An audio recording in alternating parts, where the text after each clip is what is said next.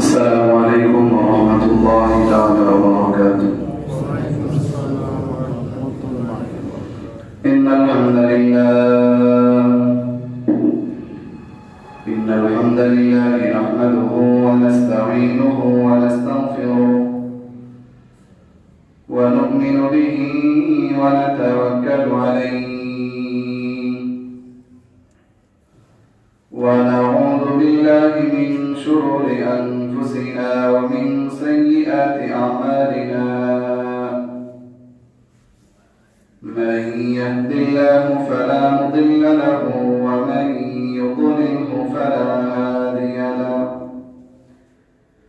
ونشهد أن لا إله إلا الله وحده لا شريك له. ونشهد أن سيدنا وسندنا وحبيبنا وطبيبنا وطبيب قلوبنا ومولانا محمدا عبده ورسوله الذي أرسله الله تعالى بالحق بشيرا ونذيرا وداعيا إلى الله بإذنه سراجا وقمرا منيرا.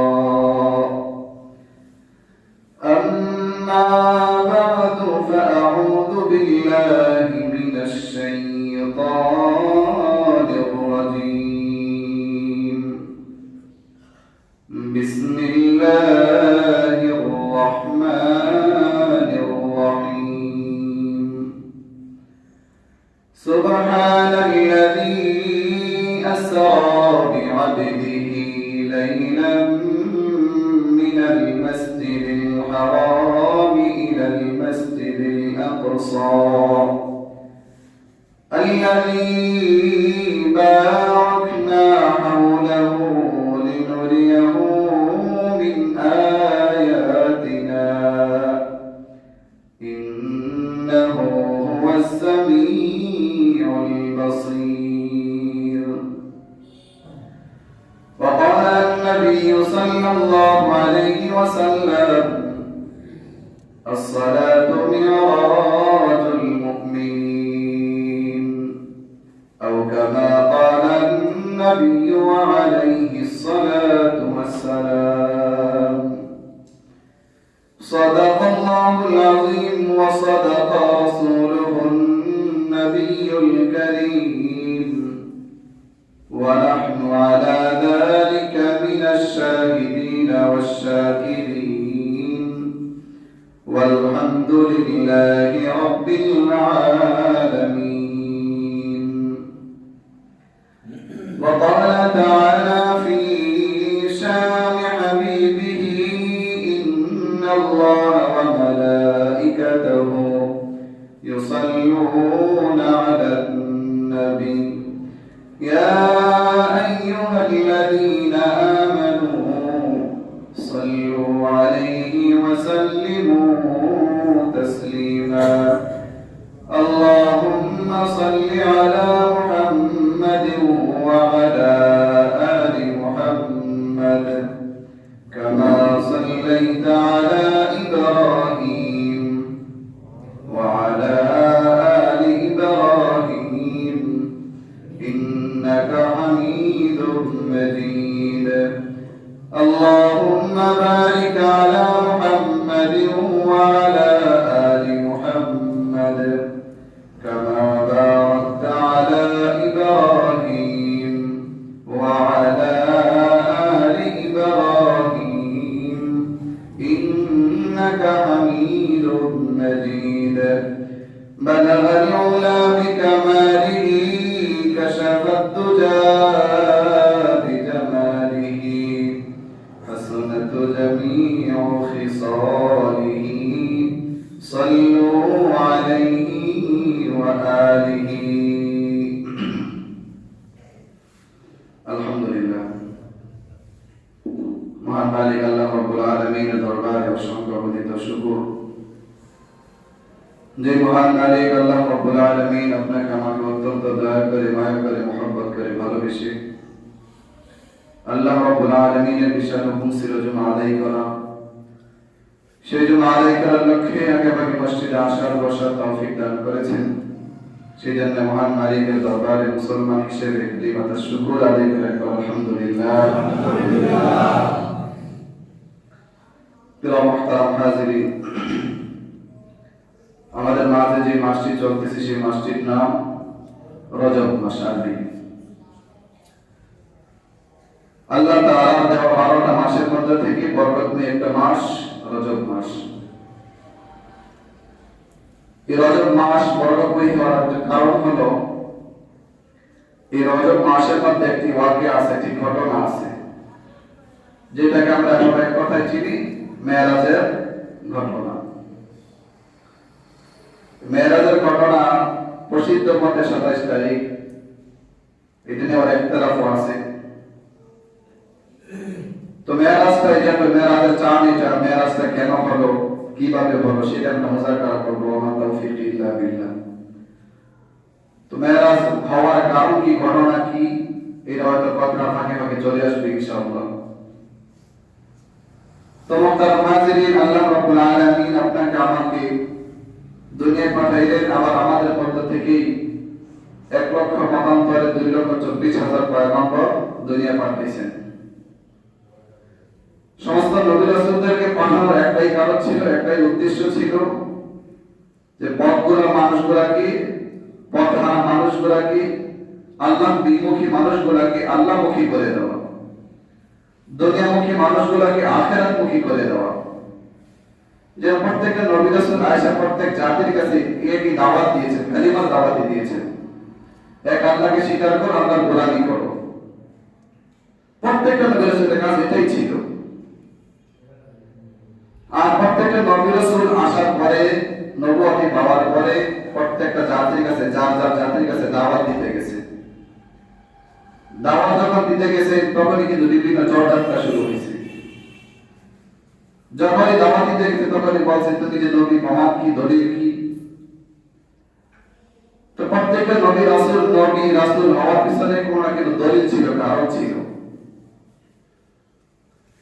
যেমন প্রত্যেকটা নবী হওয়ার জন্য, রাসূল হওয়ার জন্য দলিল হলো একটা মুজিজা, এটা নবুয়তির একটা দলিল। তো এই যে মেরাজের চাঁদে যে মেরাজ হয়েছিল, আপনার আমার নবীর অসংখ্য মুজিজা থেকে এটা একটা মুজিজা, যে উনি যে সত্য নবী ছিলেন, নবী হওয়ার নবুয়তির দলিল একটা সবে মেরাজ। তো আল্লাহ রাসূল সাল্লাল্লাহু আলাইহি ওয়াসাল্লাম সারা যত নবী রাসূল আসছিলেন, সমস্ত নবী রাসূলদের মুজিজাকে যদি একত্রিত করা হয়, আপনার আমার নবীকে একাকী যে মুজিজা আল্লাহ দান করেছে, আমার নবীর মুজিজা সেটা বেশি হয়ে যাবে। সুবহানাল্লাহ। আল্লাহ তাআলা আপনার আমার নবীকে এত মুজিজা দান করেছেন, ব্যক্তি যেমন হয় তার মুজিজাও তেমনই হয়। আপনার আমার নবী সাধারণ কোন নবী ছিলেন? ইমামুল মুরসালিন, সমস্ত নবী রাসূলদের ইমাম ছিলেন, রাহমাতুল লিল আলামিন, সারা বিশ্বের জন্য রহমত স্বরূপ হিসেবে আল্লাহ তাআলা দুনিয়া পাঠাইছেন। ওয়া মা আরসালনাকা ইল্লা রাহমাতাল লিল আলামিন। তো আল্লাহ রাসূল সাল্লাল্লাহু আলাইহি ওয়াসাল্লামের আগে আরো যে নবী রাসূল আসছিলেন, তাদের কিছু এক একজনের মুজিজা ছিল, কারো কম কারো বেশি। কারো মুজিজা ছিল জবানে, কারো মুজিজা ছিল হাতে, কারো মুজিজা ছিল লাঠিতে। যেমন দাউদ আলাইহিস সালামের একটা মুজিজা ছিল, ওনার মুজিজা ছিল হাতে। তিনি যখন লোহাকেও হাতে নিতেন, লোহাগুলো গলে যেত। পয়গম্বর মুসা আলাইহিস সালামের মুজিজা ছিল একটা লাঠি। কি ছিল? একটা লাঠি। আমরা অনেকেই জানি। মুসা আলাইহিস সালামের যে লাঠিটা ছিল, আগে একটা জাদুর বিদ্যা ছিল, জাদুর প্রচলন ছিল। মুসা আলাইহিস সালামের যে লাঠিটা ছিল, এটা দিয়ে পাথর আঘাত করে পাথর থেকে ঝর্ণা বের হয়ে যেত। সুবহানাল্লাহ। তিনি যদি সমুদ্রে আঘাত করতেন, সমুদ্রের পানিগুলো ফাঁকা হয়ে রাস্তা বের করে দিত।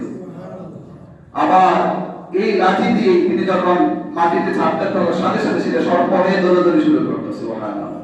আবার যখন হাতে ধরতেন, আবার সেটা আগের অবস্থায় ফিরে যেত, লাঠিটা ফিরে যেত। সেটা আল্লাহ তাআলা কোরআন হাকিমের মধ্যে বলে, وما تلك بيمينك يا موسى ये मूसा अलैहिस्सलाम এর লাঠি কে আপনার এটা কোরআনে কাজ না আয়াত না এক ব্যক্তি মসজিদে এসে চুরি করতে ইমাম সাহেব নামাজে দাঁড়াইছে যে চুরি করতে আসছে তার নাম মুসা তার নাম কি মুসা তো সেই যখন মানুষ তো নামাজে দাঁড়ায় যেত চোর চুরি করে জোতা মোজা সব নিয়ে যায় ইমাম সাহেব যখন কেরাত শুরু করছে চোরের নাম কি মুসা ইমাম সাহেব কেরাত করতেছে ওয়ামা তিলকা বিয়ামিনিকা ইয়া মুসা যার অর্থ হচ্ছে হে মুসা তোমার হাতে কি তোমার হাতে কি চোরা আমার হাতি জানে মানে চোরা মনে করতে জানে কইছে চোরার নাম কি মুসা ভাই মুসা তোমার হাতে কি বুঝেন নাই ইমাম সাহেব কি চোরে কইছে ওই চোরার নাম মুসা আলাইহিস সালাম মিলা গেছে চোরে মনে করতে আমারে কইছে জোতা মোটা মামা আমরা ছুঁয়ে দেব ইমাম সাহেব দিকে বলাইছে আল্লাহ তাআলা এই ঘটনা কোরআনে নাকি উল্লেখ করে বলে ওয়ামা তিলকা বিয়ামিনিকা ইয়া মুসা হে মুসা তোমার হাতে এটা কি ক্বালা হিয়া আসাই পয়গম্বর মুসা আলাইহিস সালাতু ওয়াস সালাম বলেন আল্লাহ ক্বালা হিয়া আসাই এটা লাঠি এতটুকু বলার পর তিনি আবার বলতেছেন আতাওয়াক্কাল আলাইহা এটার মধ্যে থেকে দাঁড়াই ওয়া আকুশু বিহা আলা গনামি এটা দিয়ে আমার বকরির জন্য পাতাবাড়ি গাছ থেকে বাইরে আনা ওয়া লিয়া ফিহা মাআরিব উখরা এটা দিয়ে আমার আনুষঙ্গিক অন্যান্য কাজকর্মগুলো দর্শাই আল্লাহ তাআলা বলেন ক্বালা আলকিয়া ইয়া মূসা ইলা দিনা তুমি জমিনের মধ্যে ছেড়ে দাও ফাআলকাহা मूसा अलैहिस्सलातु वस्सलाम मदीना ছেড়ে দিলেন ফাইদা হিয়া হাইয়াতুন তাসা সঙ্গে সঙ্গে সেটা সর্প হয়ে দৌড়াদৌড়ি শুরু করে দিল मूसा अलैहिस्सलाতু ওয়াসসালাম দেখে ভয় পেয়ে গেলেন কি বলেন হাতে একটা লাঠি যদি আপনার হাতে একটা প্রথম লাঠি থাকে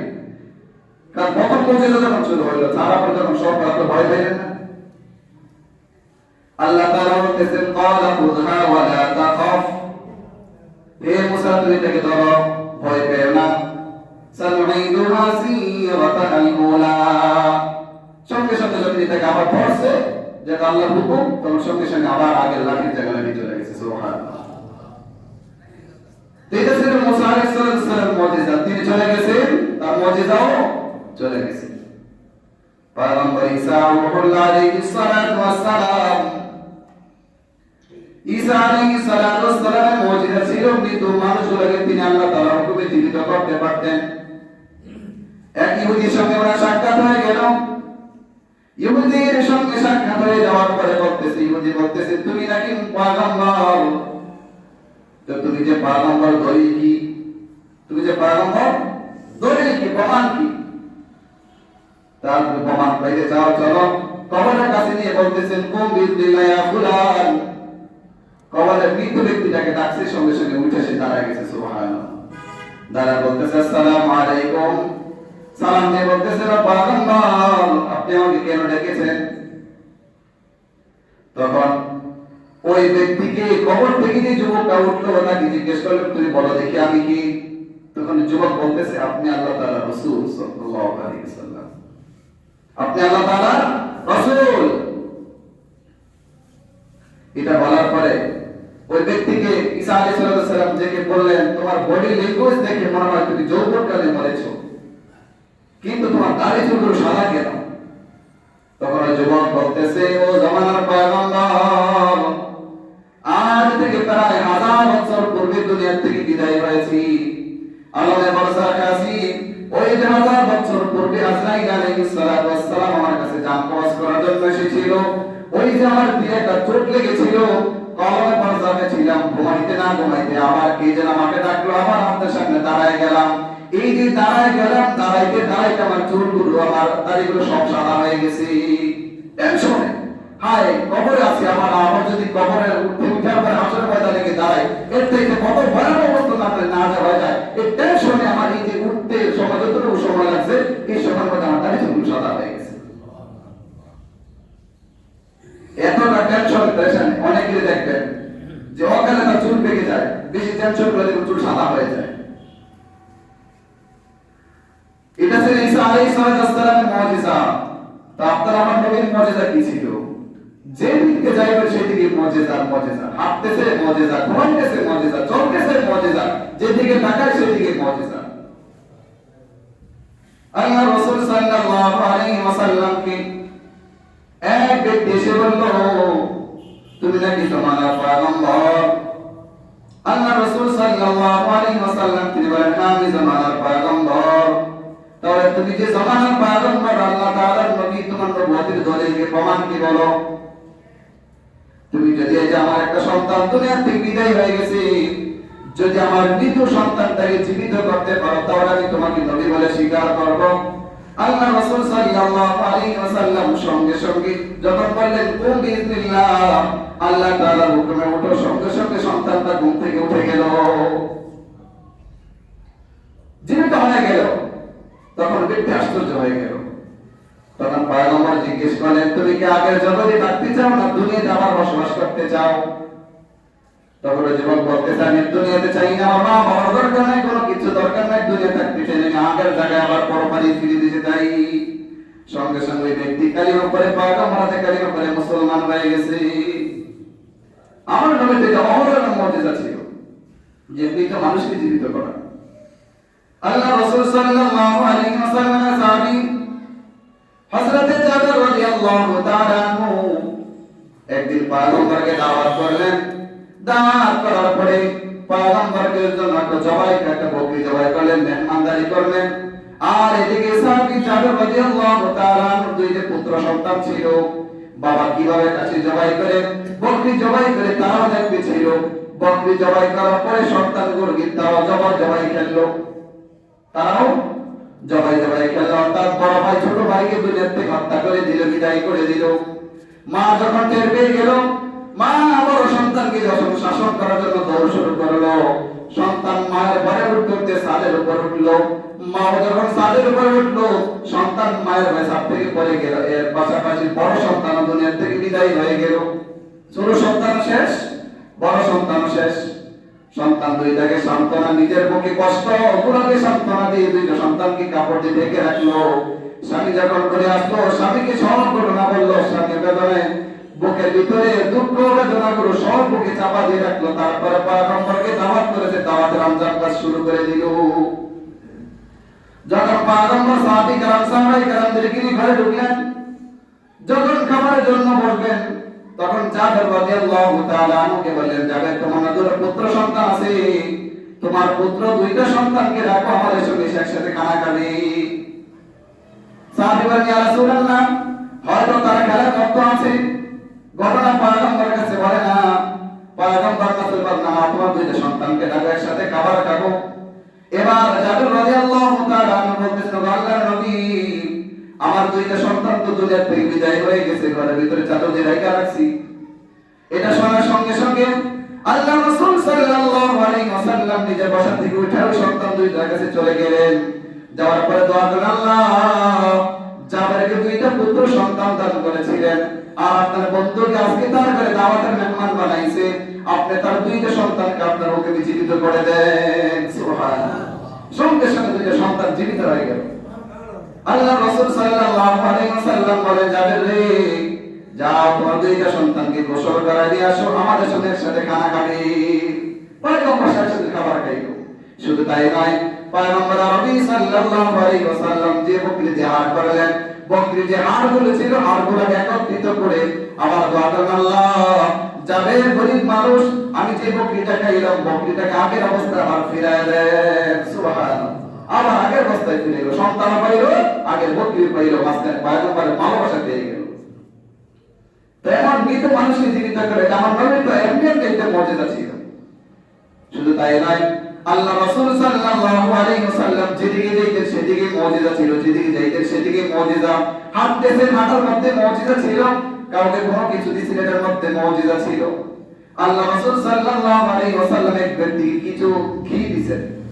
ঘি দেওয়ার পরে সে বলতেছে, আমি খাইলাম, পরিবার পরিজন সবাইকে খাওয়াইলাম, আমার যে পাত্রে ছিল এটা রেখে রাখছিলাম, ৪৫ বছর পর্যন্ত খাইছি, তারপর শেষ হয়ে গেছে। সুবহানাল্লাহ।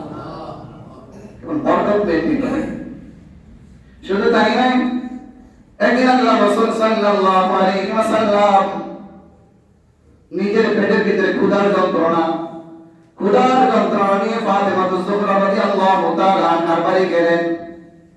ওনার বাড়িতে যাওয়ার পরে ফাতেমার ঘরে কোনো খাবার নাই। ফাতেমা বলতেছে, বাবা, এই যে দেখেন আপনার নাতিগুলো না খেয়ে কত ছটফট করতেছে, ঘরে কোনো খাবার নাই। একটা পাথর যখন দেখাইলো, পয়গম্বর নিজের চাদর সরা দেখলেন, চারটা পাথর নিজের পেটে বাঁধা। তারপরে তো সন্তানের ঘরে কোনো খাবার নাই, সন্তানের ঘরে খাবার সংগ্রহ করার জন্য ঘর থেকে বের হয়ে গেলেন। কিছু দূর যাওয়ার পরে দেখতেছে ইহুদি সেই কূপ থেকে পানি উঠে উঠে তার বাহনগুলোকে খাওয়াইতেছে, তার প্রাণীগুলোকে খাওয়াইতেছে। পয়গম্বর গিয়ে বললেন, তোমার কাছে কোনো কাজের লোকের দরকার আছে নাকি বলো? ওই ব্যক্তি বলল, হ্যাঁ দরকার আছে। এই বালতি কি কূপ থেকে যদি এক বালতি পানি উঠায় দাও, বিনিময়ে 3টা খেজুর পাবে। আল্লাহ রাসূল সাল্লাল্লাহু আলাইহি ওয়াসাল্লাম ওই কূপ থেকে পানি উঠানোর দায়িত্ব নিলেন। প্রথম বালতি উঠে 3টা খেজুর পাইলেন। 3টা খেজুর পাওয়ার পরে নিজে ভক্ষণ করলেন। তারপরে আর 8 বালতি পানি উঠাইলেন। 8 নাম্বার বালতি উঠানোর পরে রশিয়া ছিঁড়ে বালতিটা কূপের মধ্যে পড়ে গেল। কূপের মধ্যে পড়ে যাওয়ার পরে ওই ইহুদি পয়গম্বর করছিল না, সে এক জোরে থাপ্পড় মেরে বসলো গালের মধ্যে। কেন তুমি আমার রশিটা সেই বালতিটা কেন ফালাই দিলা? যখন থাপ্পড় খেয়ে বসলো, পয়গম্বর কূপের মধ্যে হাত দিলে সঙ্গে সঙ্গে বালতির উপরে চলে আসলো। সুবহানাল্লাহ। ওই ব্যক্তি আশ্চর্য হয়ে গেছে, আল্লাহ, এটা কেমন ব্যক্তি? পানি তো কত নিচে, হাত পা কতটুকু, হাত তো মাটির মধ্যে যতটুকু লম্বা ছিল, হাত দিয়েছে সঙ্গে সঙ্গে বালতির উপরে উঠে গেছে। পয়গম্বর পানি উঠে বাড়ি চলে গেলেন। এদিকে ইহুদিও বাড়ি চলে গেল। তার বিবেকে খালি বারবার করা মারতেছে। আর যে হাত দিয়ে থাপ্পড় মেরেছিল, আমার ব্যথা শুরু হয়ে গেল। পয়গম্বরকে খুঁজতে শুরু করলাম। আমার মনে হয় ওই ব্যক্তির গায়ে আঘাত করেছিলাম, ওই ব্যক্তির বদদম আমার গায়ে লেগে গেছে। হাতটা বেদনা সহ্য করতে না পারে হাতটা কেটে ফেলছে। কাটার পরে খুঁজতে খুঁজতে ফাতেমা যুহরা রাদিয়াল্লাহু তাআলা আনহার বাড়ি গেল। গিয়ে দেখে তাকে থাপ্পড় মেরেছিল সেই ঘরে। তখন বলতেছে, আমি ভুল করেছি, আমাকে ক্ষমা করে দেন, মাফ করে দেন। আপনার সঙ্গে বেয়াদবি করার কারণে আমার অবস্থা হয়ে গেছে। আল্লাহ রাসূল সাল্লাল্লাহু আলাইহি ওয়াসাল্লাম সঙ্গে সঙ্গে তার কাটা হাতটাকে জায়গায় লাগায় দিয়ে সঙ্গে সঙ্গে যখন মালিশ করে দিলেন, স্যার দিয়ে যখন বেন্ডিশ করে দিলেন, সঙ্গে সঙ্গে তার হাতটা আগে চাইতে সুস্থ হয়ে গেছে। এবং কত মুজিজা সম্মান নবীর কথা। শুধু কি এগুলো তো পরে মুজিজা ছিল?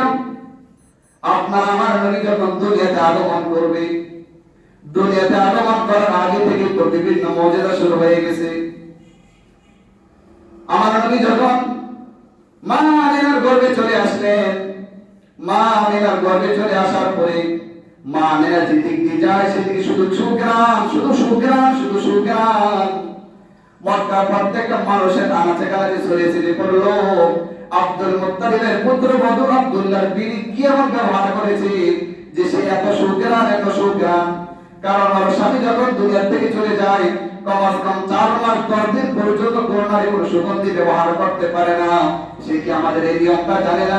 সে কি এমন সুগন্ধি বের করে সুগন্ধি ব্যবহার করে, যার কারণে আমরাও থাকতে পারি না। এত সুগ্রাণ, যেদিক দিয়ে যায় সেদিক দিয়ে সুগ্রাণ। এই কথাটুকু সবাইতে শ্বশুর আব্দুল মুত্তালিবের কানে গেল। আব্দুল মুত্তালিবের কানে যাওয়ার পরে তিনি তো এলাকার বড় নেতা ছিলেন, লিডার ছিলেন। তখন তিনি ওনার বিবি অর্থাৎ আমার নবীর দাদিকে বললেন, তুমি তোমার পুত্রবধূকে সামলাও, আমার তো নাক চুল কাটা যাইতেছে। সে কি জানে না নিয়ম যে তার স্বামী মারা গেল 4 মাস 4 মাস 10 দিন পর্যন্ত কোনো সুগন্ধি ব্যবহার করা যাবে না। আমি তো সমাজে হাঁটতে পারি না, মানুষ তো বলে তোমার কি পুত্রবধূ আনলা যে সুগন্ধি ব্যবহার করে? এই সুগন্ধি পাই কই? এই সুগন্ধি তো ধুনের কোনো সুগন্ধের মতো মনে হয় না। শাশুড়ি কি বললো? শাশুড়ি বলতেছে, শাশুড়িকে যখন বললো সেও বলতেছে, আমিও আশ্চর্য হয়ে যাই। সে যখন গোসলখানার মধ্যে ঢুকে, গোসলখানা থেকে বের হওয়ার পরে কমাস কম 2-3 দিন পর্যন্ত ঢুকতে পারেনি, এত সুগ্রাণ। যখন বন্ধুকে গিয়ে বললাম, মা তুমি কি এমন সুগন্ধি ব্যবহার করো, তোমার শ্বশুর তো লেগে গেছে। তখন তিনি বলতেছেন, মা আপনি আমার কাছ থেকে সুগন্ধি ব্যবহার করার কারণ জানতে চান, চলেন। থুতুটুকু ফালানোর পরে বলতেছেন, দেখেন থেকে গ্রাম কয় কিনা। মা আমিনা যখন থুতু ফালাইলেন, থুতু ফালানোর সঙ্গে সঙ্গে আবার চতুর্পাশ সব গ্রামে ভগ্ন হয়ে গেল। আশ্চর্য হয়ে গেল। এবার মা আমিনা বলতেছেন, মা শুধু এতটুকু নয়, আমি কোন দুনিয়ার কোন পারফিউম ইউজ করি না। যেদিন থেকে আপনার ছেলের পুত্র অর্থাৎ আপনার পুত্রের নাতিকে পেটে ধারণ করেছি, যেদিন অ্যাকসেপ্ট হয়েছে ওই দিন থেকে এখান থেকে জ্ঞান আসে। সুবহানাল্লাহ। যেদিন অ্যাকসেপ্ট করেছি, যেদিন সন্তান পেটে চলে আসলো, সর্বপ্রথম আছে আদম আলাইহিস সালাম আমাকে সালাম করেছে। আর 10 মাসের ভিতরে 10টা নবী রাসূল আমাকে এসে সালাম করে যা বলেছে, আমিনা রে তোর কপাল কত ভালো, কত কপাল ভালো, তুমি দুনিয়ার বাদশা পরকালের বাদশাকে তুমি পেটে ধারণ করেছো। তোমার মতো কি কপাল হইতে পারে? ওই মায়ের কপাল কত ভালো যে মুসা আলাইহিস সালামকে ধারণ করেছে। ওই মায়ের কপাল কত ভালো যে মুহাম্মদ রাসূলুল্লাহ সাল্লাল্লাহু আলাইহি ওয়াসাল্লামকে পেটে ধারণ করেছে। ওই মায়ের কপাল কত ভালো যে আবু হানিফাকে পেটে ধারণ করেছে। ওই মায়ের কপাল কত ভালো যে ইমাম শাফিকে পেটে ধারণ করেছে, ইমাম গাসসালিকে পেটে ধারণ করেছে, যে হাফিজ কোরআনকে পেটে ধারণ করেছে, যে মাক্কানে আলেমকে পেটে ধারণ করেছে। ওই মায়ের কপাল কত ভালো। মা বলতেছেন যখন পেটে চলে আসলো, চলে আসার পর আমি যেদিকে যাই সেদিকে শুধু গাছপালা তরুলতা এমনকি মাটির কণাগুলো বালির কণাগুলো পর্যন্ত আমাকে দেখে সালাম করতে থাকে আর বলতে থাকে, আমেনা তোমার কপাল কত ভালো, তুমি দুনিয়ার বাদশা পরকালের বাদশাকে তোমার পেটে ধারণ করেছো। শুধু তাই নয় মা, আমি যখন পানি আনার জন্য কূপের কাছে যাই, কূপের কাছে যাওয়ার পরে যখন পানি তখন তলায় থাকে, আমি কূপের কাছে যাওয়ার সঙ্গে সঙ্গে পানি উঠলে একদম উপরে চলে আসে। সুবহানাল্লাহ। আর মক্কার মেয়েরা আমাকে বলে, আমেনা তুমি যাও না, তুমি যাও না, তুমি গেলে পানিটা আবার নিচে চলে যায়, তুমি পাশে দাঁড়ায় থাকো, তুমি দাঁড়ায় থাকো, আমরা পানিগুলো বহন করে উঠাই, আমাদের গুলো আমরা উঠাই, তোমার পানিটা তোমার বহন করা লাগবে না, তোমার ঘর পর্যন্ত আমরা পৌঁছে দিয়ে আসবো। আমার নবী তো দুনিয়াতে আসার আগেই প্রচার শুরু হয়ে গেছে। আমার নবী যখন দুনিয়াতে আগমন করবেন, দুনিয়াতে আগমন করার পরে যে প্রসিদ্ধ দাত্রী ছিল, দায়ী মহিলা ছিল, তিনি বলেন পয়গম্বর নবী সাল্লাল্লাহু আলাইহি ওয়াসাল্লাম তিনি যখন দুনিয়াতে আগমন করবেন সুবহে সাদেকের সময়, সুবহে সাদেকের সময় আগমন করবে, যখন তিনি আসতেছিলেন পুরো ঘরটা শুকর দিতে পুরো বিমতি হয়ে গেছে, পুরো আলোকিত হয়ে গেছে, জ্ঞানে মুক্ত হয়ে গেছে। যখন তিনি দুনিয়াতে চলে আসবেন, দুনিয়াতে চলে আসার পরে আবার আমার নবীর নাভিটা ছিল কাটা ছিল, আমার নবীর পেটের ভিতরে খাতনা করানো ছিল। ওই রাত্রি বলেন যখন দুনিয়াতে আগমন করলেন, একটা বাচ্চা দুনিয়াতে আসার পরে নরমালে আসুক আর সিজারে আসুক না কেন, তার গায়ে প্রচন্ড ময়লা থাকে। তিনি বলেন আমি এমন একটা সন্তান প্রসব করলাম যার গায়ের ভিতরে বিন্দু পরিমাণ কোনো ময়লা ছিল না। যখন দুনিয়াতে আগমন করলেন, তিনি বলেন দুনিয়াতে নবীতে আসলেন, আসার সঙ্গে সঙ্গে সিজদায় পড়ে গেলেন, সিজদায় পড়ার পরে লম্বা সিজদা করলেন, লম্বা সিজদা করার পরে আত্তাহিয়াতুর সূরাতে বসলেন। আত্তাহিয়াতুর সূরাতে যখন বসলেন, যখন আত্তাহিয়াতুর মধ্যে বসে আশহাদু আল্লা ইলাহা ইল্লাল্লাহ শাহাদাত আঙ্গুল দাঁড় করায়, তিনি যখন আঙ্গুল দাঁড় করায় পুরো ঘরটা পুরো আলোকিত হয়ে গেছে। সুবহানাল্লাহ। আল্লাহ রাসূল সাল্লাল্লাহু আলাইহি ওয়াসাল্লাম এই সিজদা থেকে পয়গম্বর আপনাকে আমাকে একটা কথাই বুঝাতে চাইছেন যে দুনিয়াতে যেহেতু আসছো, আমি আসছি, তোমার আমার কাজ হচ্ছে তোমরা যদি আমার উম্মত বলে দাবি করো, আল্লাহ তাআলা প্রিয় বান্দা হতে চাও, হাসর ময়দানে আমার সামাত পেতে চাও, তোমাদের কাজ হলো তোমরা দুনিয়া যতদিন থাকবা ততদিন খোদার কুদরতি সিজদা করবা। দুনিয়াতে শুধু আশা করে চিল্লাইলাম, শুধু জুমার দিন আসলাম, 5 ওয়াক্ত নামাজ আল্লাহ তাআলা দরবারে সারা দিলাম না, সিজদা করলাম না, শুধু গলা ফাটাইলাম আমি নবীর আশিক। নবী সাল্লাল্লাহু আলাইহি ওয়াসাল্লামের কাজ ছিল কিন্তু আসার পরে সিজদা, আপনার আমার কত সিজদা দিন চলে যেতেছে, কোনদিন আফসোস হয় না আমার কত সিজদা জীবনে চলে গেল, কত নামাজ আমার থেকে তরফ হয়ে গেল। তিনি বলেন দুনিয়াতে যখন পয়গম্বর চলে আসলেন, কিছুক্ষণ পরে যখন কয়েক ঘন্টা হয়ে গেল, কয়েক ঘন্টা হয়ে যাওয়ার পরে দেখলাম ঘরটা ফাঁকা হয়ে গেল। ঘরের ছাদটা যখন ফাঁকা হয়ে গেল, ঘরের ভিতরে প্রচন্ড কুয়াশা ঢুকে গেল। কুয়াশা ঢুকের পর আমি বলতেছি, আমার দূর থেকে দেখলাম মুহাম্মদ সাল্লাল্লাহু আলাইহি ওয়াসাল্লাম নাই উধাও হয়ে গেছেন। কেউ যেন বললেন বিশ্ব নবী মুহাম্মদ আরবি সাল্লাল্লাহু আলাইহি ওয়াসাল্লাম দুনিয়া আগমন করেছেন। এই তো শুধু দুনিয়ার কোন মানুষের নবী নন, সমস্ত মাখলুকের নবী, যাও আমার বন্ধুকে সমস্ত মাখলুককে চিনাই নিয়ে আসো, যেটা শেষ নবী, সমস্ত মাখলুককে চিনাই নিয়ে আসো। ফেরেশতারা নিয়ে গেলেন, কিছুক্ষণ সময়কে মুজাও করে ফেললেন। আল্লাহ তাআলা বললেন, ওরে ফেরেশতারা, আমার বন্ধুর ভিতরে 3টা গুণ ঢুকা দাও, 3টা গুণে সব মানুষকে প্রচার করে দাও। আমার বন্ধুর চেহারাটা সমস্ত মাখলুককে চিনাই দাও, আমার বন্ধুর নামটা সমস্ত মাখলুককে চিনাই দাও, আমার বন্ধুর গুণগুলোকে আখলাকগুলোকে সমস্ত মানুষের কাছে প্রচার করে দাও। আল্লাহ তাআলা বললেন, আমার বন্ধু মুহাম্মদ আরবি সাল্লাল্লাহু আলাইহি ওয়াসাল্লাম, আমার বন্ধুর ভিতরে 20টা রাসূলের 20টা গুণ ঢুকায় দাও। কয়টা গুণ? 20টা গুণ ঢুকায় দাও। আইয়ুব আলাইহিস সালাম নবী আকরামের দরুদ ধারণ করেছিলেন, এমন করে 20টা গুণ ঢুকায় দাও। ফেরেশতারা বলে, আল্লাহ মাত্র 20টা রাসূলের কথা বললেন, আপনাদের 100 লক্ষ পয়গম্বর আছে তাদেরটা। তখন আল্লাহ তাআলা বলেন, পৃথিবীর বুকে যত নবী রাসূল আগমন করেছিল, প্রত্যেকটা নবীর যতগুলো ভালো গুণ আছে ওই গুণগুলো আমার বন্ধুকে ডুবায়া দাও, সব গুণে গুণান্বিত করে দাও। এক এক গুণে গুণান্বিত ছিল, আর আমার নবী আপনার নবী সব গুণে গুণান্বিত ছিল। সুবহানাল্লাহ, এমন একটা দামি নবী পেয়েছি। আমি আলোচনা শুরুতেই বলেছিলাম মেরাজ কেন হয়েছিল, কথার মাঝখানে চলে আসবে। যখন কোলে আসলো, আমেনা কোলে নিলেন, সন্তানকে কোলে নিলেন, খবর সংবাদ যখন ছড়াছিটে পড়লো, আবার পয়গম্বর যখন আবার কুয়াশা করে কোলে দিয়ে গেলেন।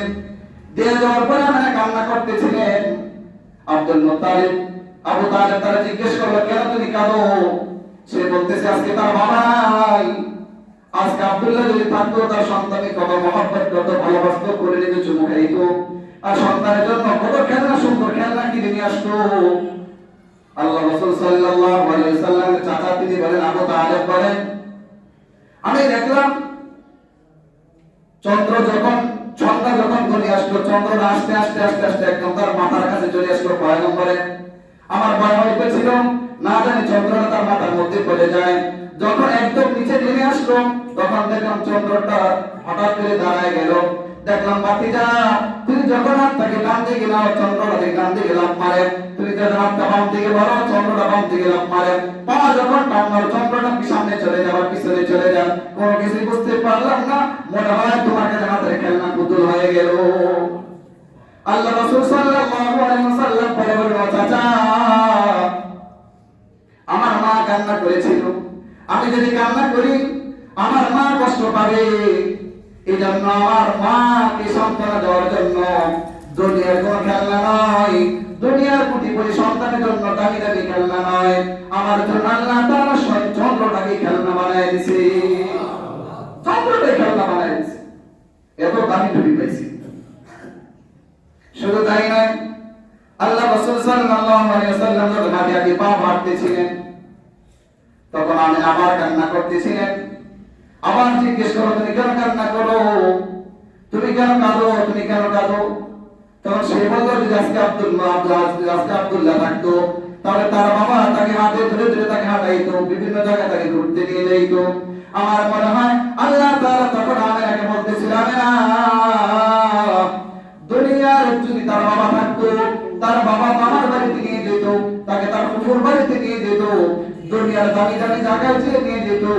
আমার বন্ধুকে একটু অপেক্ষা করতে দাও, সময় অপেক্ষা করতে দাও। সুবহানাল্লাযী আসরা বিআবদিহি লাইলাম মিনাল মাসজিদিল হারাম ইলাল মাসজিদিল আকসা। দুনিয়ার বাবা থাকলে দুনিয়ার বাবা হাতে ধরে ধরে তাকে ঘুরতে নিয়ে যাইতো। অপেক্ষা করতে দাও, অপেক্ষা করতে দাও, সময় পালাও, রজব মাস আসতে দাও, আমার বন্ধুকে পর্যাপ্ত বয়সে উপনীত হতে দাও। আমার বন্ধুকে আমি আল্লাহ স্বয়ং হাতে ধরে আমার সামস্থান তুমি সব পাড়িয়ে ঘুরাই দেখাবো। সুবহানাল্লাহ, বন্ধুকে দেখাইবেন সব। আরেকটা কারণ হলো মেরাজের, আল্লাহ রাসূল সাল্লাল্লাহু আলাইহি ওয়াসাল্লাম ওই যে কুয়াশার মধ্যে কিছুক্ষণ গায়েব হয়ে গেলেন, ওইটুকু সময় সমস্ত মাখলুককে পয়গম্বরকে চিনাইলেন। এখন পয়গম্বরের প্রশ্ন থাকতে পারে, আল্লাহ আমাকে সবাই চিনল, আমি তো সবকিছু দেখলাম না, সবকিছু আমাকে দেখলো, আমি তো দেখলাম দেখলাম না, এই কথাটা যদি বলতে না পারে, এই জন্য বলছেন বন্ধু মুহাম্মদ সবাই আপনাকে দেখলো, আপনি অপেক্ষা থাকেন, আপনাকে দুনিয়ার কোনো কিছু নয়, আপনাকে প্রথম আসমান দেখাবো, আপনাকে দ্বিতীয় আসমান দেখাবো, আপনাকে এক এক করে সাত আসমান দেখাবো, লৌহ কলম মাহফুজ, চন্দ্র সূর্য গ্রহ জান্নাত জান্নাত সব আপনাকে আমি নিজে হাতে ঘুরে ঘুরে দেখাবো। সুবহানাল্লাহ। তারপরে যদি প্রশ্ন থাকে আল্লাহ আমাকে সব দেখাইবেন, তাহলে জান্নাত যে বানাইলো, জাহান্নাম যে বানাইলো, চন্দ্র যে বানাইলো, লৌহ কলম যে বানাইলো, তাকে তো দেখলাম না। আল্লাহ তাআলার নবী মুহাম্মদ অপেক্ষা করেন শুধু জান্নাত জাহান্নাম চন্দ্র সূর্য গ্রহ বলছিলা এগুলো আপনাকে দেখাই গেল তো হবে না, আপনাকে আমার কাছে নিয়ে এসে আমার পাশে বসায় আপনাকে আমার দিদার লাভ করে দেব। সুবহানাল্লাহ। আপনার কোনো আপত্তি যেন দিলে না থাকে, সব আপনাকে দেখাই দেব। সুবহানাল্লাহ। আরেকটা কারণ হলো মেরাজের আল্লাহ রাসূল সাল্লাল্লাহু আলাইহি ওয়াসাল্লাম তিনি যখন মানুষগুলোকে দাওয়াত দিতেছিলেন, তো মানুষটা বলবে কিসের দাওয়াত দাও, কি আমল করলে জান্নাতে যাওয়া যাবে, না করলে জাহান্নামে যাবে, কিসের জান্নাত কিসের জাহান্নাম, কিসের বিচার কিসের বলছে, কোনো কিছু নাই। এই কথা যদি কেউ না বলতে পারে যে মুসলমান অন্ধ বিশ্বাসী, এই জন্য আল্লাহ তাআলা এমন একজন মানুষকে জান্নাত দেখাইলেন, জাহান্নাম দেখাইলেন যেগুলো আপনার ঈমান আনতে চোখে দেখা যায় না, এমন একজন মানুষকে দেখাইলেন যারা দুশমন ছিল তারা তার কাছে আমানত রাখতো, বিশ্বাস করত। আল্লাহ রাসূল সাল্লাল্লাহু আলাইহি ওয়াসাল্লাম একটা গুণ ছিল কি, আল্লাহ বিশ্বাসী। দুনিয়া কোন মানুষকে দুশমনের কাছে কি দুশমন কি দিয়া রাখে, আমানত রাখে, বন্ধুর কাছে রাখে। যারা দুশমন ছিল তারা ওনাকে বিশ্বাস করতো, আমানত রাখতো। কিছু কথা দেখবেন 10 জনে বলল একটা কথা বিশ্বাস হয় না, আরেকজন ব্যক্তি একজনে বলছে বিশ্বাস করছে, ওই একজন ব্যক্তি কিন্তু সবার বুঝবেন ভালো বিশ্বাসী সত্যবাদী, আর যারা কথা কথা মিথ্যা কথা বলে বাটপারি করে তাদের কথাকে সহজে প্রমাণে বিশ্বাস করে, কি বলে বিশ্বাস করে, সহজে বিশ্বাস করে না। তার আল্লাহ রাসূল সাল্লাল্লাহু আলাইহি ওয়াসাল্লাম কি সাধারণ কোনো মানুষ ছিলেন?